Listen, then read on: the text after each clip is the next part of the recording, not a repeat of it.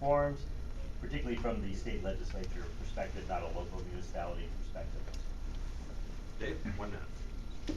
Okay, and Jeff, I'm not familiar with the Ellis Act. Which are you referring to? Well, the Ellis Act basically is a mechanism that allows people to remove people from rental housing projects Oh, okay. for new development. Okay, well, Some yeah. developer people may think there's a better succinct way of describing it, but in a couple words. To go out of business. Yeah, no, I'm familiar with that. I just didn't know it as the Ellis Act. Yeah, and that's something the apartment association is really concerned about too. And there's got to be a good balance between. It's things like that that discourage people from owning and operating apartment buildings, and that only exasperates the problem that we have with our housing crisis. So we do need to look at reforming things like that to make sure that we're not taking away the economic incentive for people to build more housing or to keep more housing available for rent, simply. So I think reforming is not the way to pursue. I mean, Ellis Act itself protects against apartment owners and rentals from being hamstrung from actually flipping those into residence, or you see a lot of small owned apartment buildings and rental properties around the San Fernando Valley that are not going into some large development. But there's on the LA Times this week, right, there was talk about abuse, right? So we see these egregious cases of abuse that somehow are grounds for reform. I think San Francisco is frankly pressuring LA into thinking about broader Ellis Act reform that I don't think fits our economic climate and our housing market. I think that their challenges, throwing cabbage at the Facebook bus is not what we're seeing in Los Angeles. And I don't see a huge problem right now, and I frankly think the way to deal with affordable housing is not as much by restricting the market itself, but is by dealing with supply and some of the stock issues we've been talking about earlier. I support the Ellis Act because I don't think that stopping property owners from being able to use their property to convert their property out of the rental business is the way to address our affordable housing problem. A lot of those buildings being converted are old. They're not earthquake safe, they're decrepit, they're not really the proper kind of housing for people to be living in many instances. I think our problem of affordable housing needs to be tackled as a society, as an overall problem. The whole burden cannot be put on one industry, and it interferes with people's property rights to be able to go run the kind of business they want. You can't tell somebody, today you're in the apartment business, rental business, and therefore you always have to use your property that way. That just doesn't sound constitutional or right to me. Agreed. My mom lives off of rental property that my dad and she invested in years ago, and that's basically her, her fixed income. And to do anything that would disabuse her of that opportunity or to, tinker with that, I think is wrong. I mean, you own a piece of property, you should be able to do with that piece of property what you want to do with it. I am against rent control. I don't feel like those are the right ways for us to be governing. I think we developed this country and this state as a capitalistic, society, and now we're chipping away, and I think it's the wrong direction for us to be going. I deal with the Ellis Act quite often. Actually, the Apartment Association of Greater Los Angeles is okay with the Ellis Act. It's supposed to give them some level of predictability. If they want to leave the property, be done with the property, there's a mechanism to send those tenants on their way out. What we're actually seeing, though, is our folks are using the Ellis Act to, again, stop a project. When someone who owns an older piece of property, they want to do a new development. It's an 8-unit building from the 1950s. It's a big piece of property. They'd like to build a 25-unit building, and they're being stopped. They're being hamstrung by the Ellis Act process, and frankly, it's being misinterpreted and misused. We're actually seeing that in the historic designation arena as well. So allowing for the predictability is great, but when someone is done with that piece of property and it's their property, they bought it, they should be able to do with it as they see fit. And if the current law and regulation and zoning allows for a bigger building, they should be allowed to build it. But what we're seeing is not that.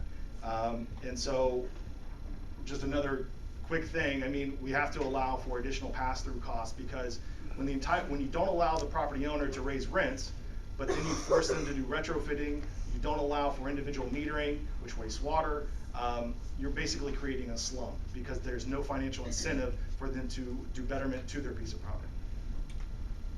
Great, I think, Bill. Sure, right here. Pretty much everybody in the room knows how I feel about minimum wage increase and how the process went. So my question is, what do you feel about how this last bill was passed and in the speed in which it took? And then if you were to be elected and get to Sacramento, what would you do to help small business, which even though I'm a nonprofit, feel like I'm a small business, what would you do to help small business, if you will, deal with the fact that an exempt employee in 5 years will have to make $62,400, including, by the way, your field deputies. So I want to make that clear that when that gets to that, that's what you're going to have to pay your field deputies. Henry? So I won't hide the ball here. If I were in Sacramento last week, I probably would have voted for the minimum wage increase. Now, I think that actually it was smart for an LA legislator up there to vote for that, given that our county and our city are already dealing with these ordinances, right? So to be on an uneven playing field with the rest of the state makes no sense. To let Ventura County bordering us end around that process and sort of have a wage leakage into a bordering jurisdiction doesn't make sense to me. So I would have voted for that. Now, that said, I think some of the issues around the failure to preempt further local increases and trying to sort of manage that level playing field doesn't make as much sense. I think that there should have been potentially a comprehensive solution statewide, and it doesn't sound like that law handled that. I also think there are transitions that small businesses, but especially nonprofits, ought to be entitled to that I don't really see a clear pathway to in the current law. I think there's still opportunities for reform on that, and as Janice mentioned earlier, there will be cleanup, so I'd like to be a part of it. I think this is just such a prime example of legislation that was rushed through for whatever political reasons. Even the governor's statement, knowing, he signed this, I mean, essentially knowing it was a bad bill.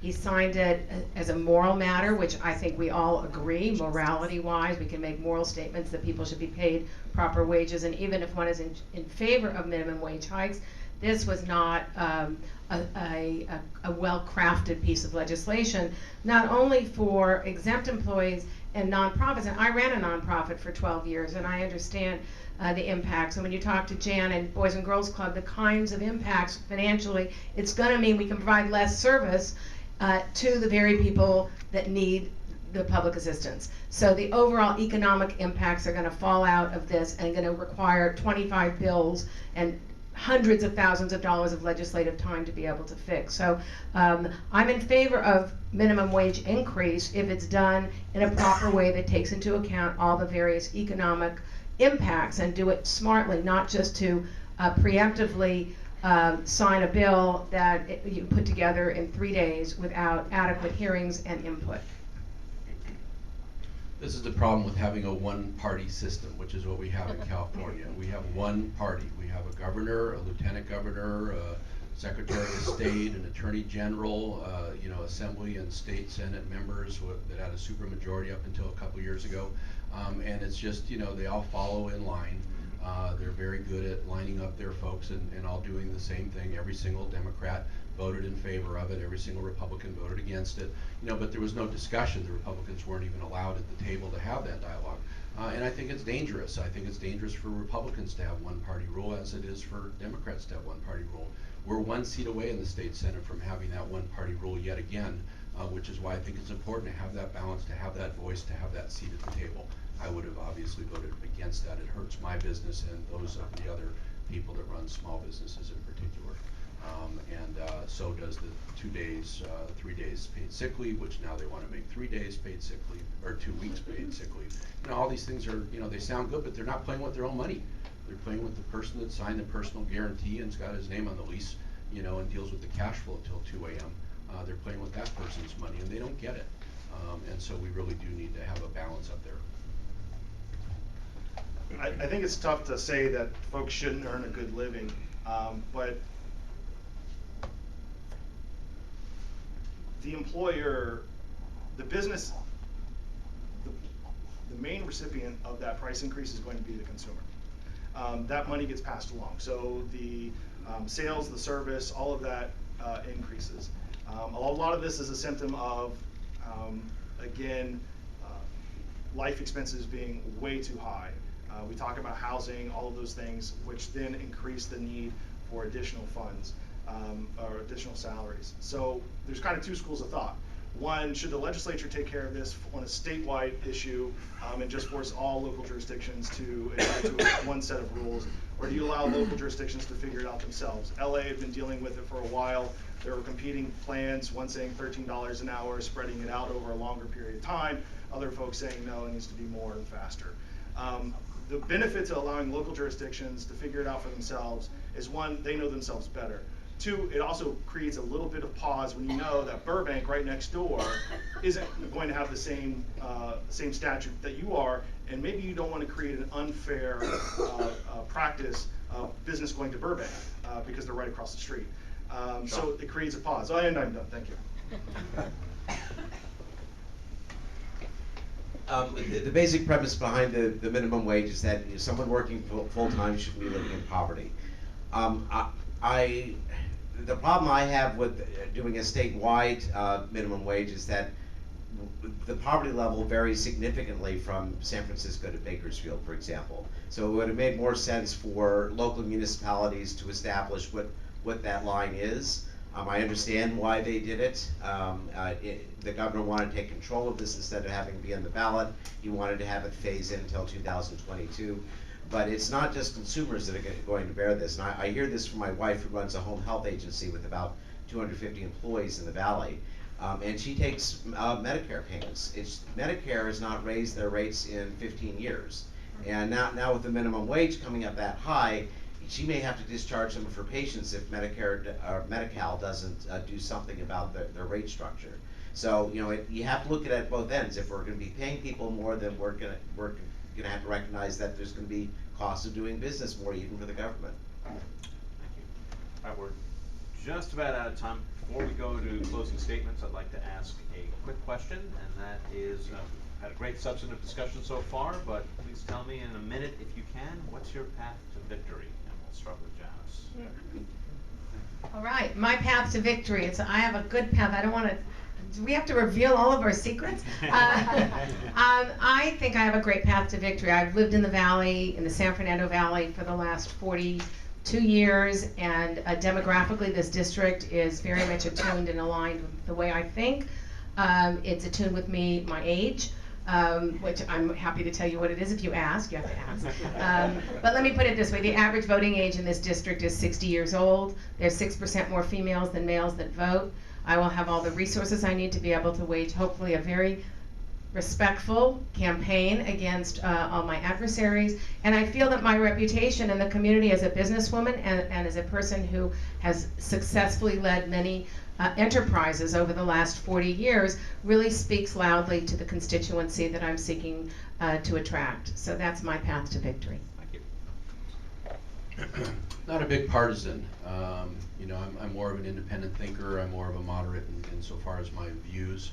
And when I travel throughout the district, I feel as though that probably represents the district's values more so than partisan extremism on either side. Yeah, there are some enclaves that are really fixated on one side or the other.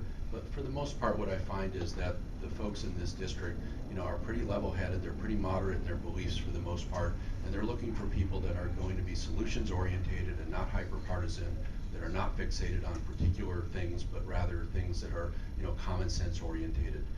And I think I meet that district profile fairly well. Also, I've lived in the district, for my whole life. I'm 56. I'll tell you my age as of 2 weeks ago. I would too. If I was 56, I would brag about it. You look very wonderful. Good job. So anyways, I find that there's a lot of folks in the district, and the biggest growth area in so far as the demography of the registrants is probably decline to state. I think people are sort of a pox on both your houses. I don't think we're feeling like the government's doing a good job for anyone at any level, and I think they're looking for people with outside solutions, and I think I match that well. So thank you very much. It's already been said, but I believe the same thing, and that is I fit the district pretty well. In 2011, after redistricting, this became a much more moderate district. Democrats only have about 8.5 point advantage, I believe. So I feel politically I line up with the district pretty well. I've been able to raise good resources, so I'll be able to have a strong voice in the primary. And looking forward to a spirit-filled debate, and again, my experience with local government, and I think that's probably the voice that's lacking in Sacramento, a good understanding of how local jurisdictions work and operate. There's a certain schizophrenia that's taking place up in Sacramento that I can speak to, and I do believe that this district is much more solutions-oriented and much more concerned about their property values and how they get to work and how they pay their bills, as opposed to an ideological core. So that's what I'm hoping to attract.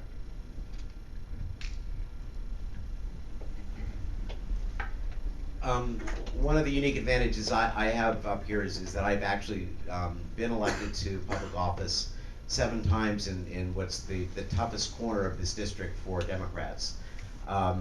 And furthermore, I've put together a specialized campaign team that has done very well in crowded primaries. So we have a strategy put together. I have a great core of volunteers, and obviously this race is going to be narrowed down significantly in the top 2 primary. So after June 7th, there'll only be 2 of us up here, and I know that one of them will be Mr. Fazio, clearly. But I've won elections. I've had to defeat an incumbent to get into office. I've run in special elections, and most of the others I've done in gubernatorial elections, which are lower turnout. So for me, this is kind of an ideal scenario. I have a great team together, and I intend to be the other person standing next to Mr. Fazio. So, path for us is compete in every single pocket of this district. We're not going to concede any territory, and that means even in places where there's a higher Republican turnout likely, we're going to be. We're opening up our office in Thousand Oaks this weekend. We're going to be opening up a headquarters on the West Valley side very soon. We're leading in money by a significant margin at this point. We're the only campaign that has the support of really important local validators, law enforcement, firefighters, teachers, nurses, people that voters listen to. So we're going to compete in every corner of this district, and we've got the team to do so. So I hope it's not spearful. I hope it's spirited. But we're going to have a real debate here, and I think this is going to be a very competitive and important primary, and I hope you all get engaged early, because this district, this race is going to define probably the next decade of our politics. So I think we have a really exciting new path forward, and hope you join me on that path. Thank you. Let's pass it to Steve, and at this time, we'll do 1-minute closing statements. Well, I appreciate your time. I appreciate the opportunity to meet my competitors here in a way that I haven't had that opportunity before now. I think they may have had some Democrat debates, and this is my first opportunity to really kind of hear what they said. Very thoughtful people. I've enjoyed it thoroughly. Again, I think I said earlier, I don't believe in a one-party rule government, which is sort of what we have here. If we lose a seat in the state Senate, then we'll have a supermajority back, and that I don't think is good for either party. And I've been endorsed by people as well, the Los Angeles Police Protective League, so I do have some law enforcement on my side, as well as Steve Cooley, as well as the Howard Jarvis Taxpayers Association, and many other endorsements if you look at stevefazio.com. I am up and down the district daily. I am in every different enclave as well. I'm hearing from people of all different backgrounds and beliefs, and I feel as though my values represent the district well, and I'm hoping that I'll be able to have that opportunity to get your vote and go to Sacramento and represent this area in a way that I don't believe it's been represented in the past, that's a little bit more aligned with the values of the district. Thank you. Thank you. Really just appreciate your time this morning and having us all here. So we kind of hit on a lot of the subject matter as far as the closing statement, but I'd like to bring a little bit more of a common sense ideology to Sacramento. I'd like to think that's something I can certainly bring to the table. We've all got endorsements. I've got some of the best endorsements, I think, in this race, but we'll see. And with the resources that we've raised, we're going to have a heck of a shot. And so certainly looking forward to the next 2 months and closing on those 2 months. It's been a wild and tiring ride. So anyway, thank you everyone. Ian, what does that mean? Kill it. Kill it. Harry's on the way.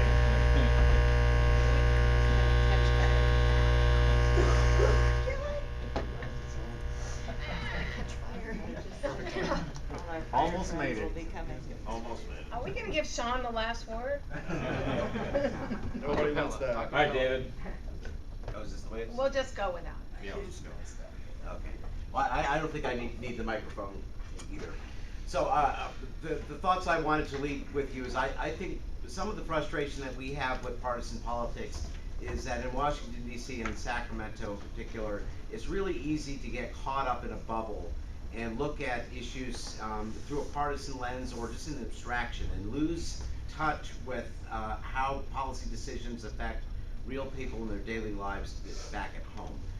And I even worry about that at the local level because it's easy to get caught up in those kind of discussions. So I've always been the kind of public official that does what I call grounding exercises. You'll find me as a school board member, I was often in the back of classrooms observing, riding on a school bus. As a city council member, I go out with code enforcement or look at my community through the windshield of a squad car because it informs my decisions and it's essential.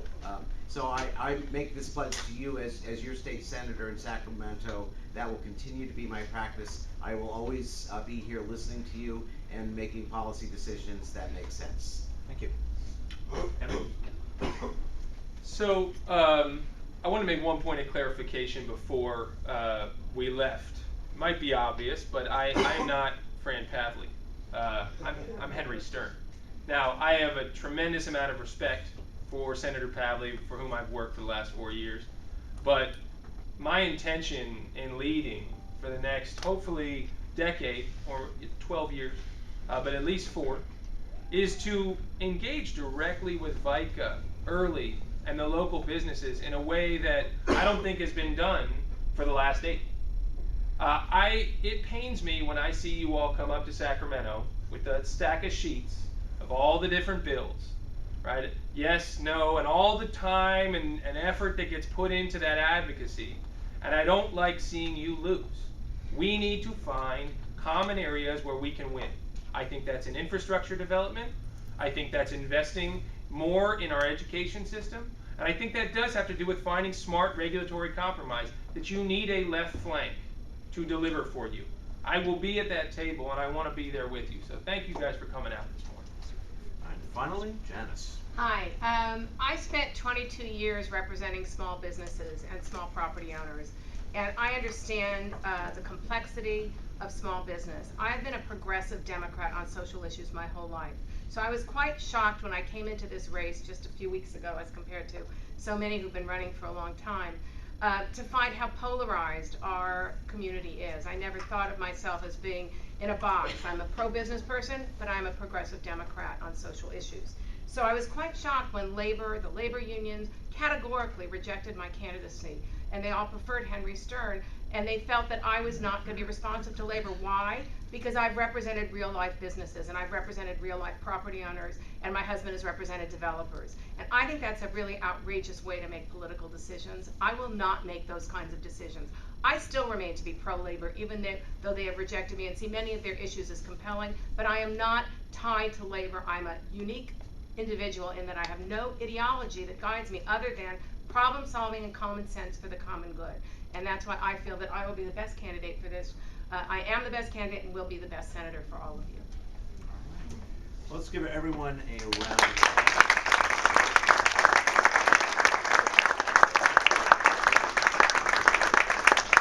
I want to thank the candidates for participating in the forum, answering our questions, and I want to thank the presenting sponsor, State Farm Insurance, and our co-sponsors, Motion Picture Association of America, Civil Justice Association of California, and most of all, thank all of you for attending today. Have a great day. Thanks again.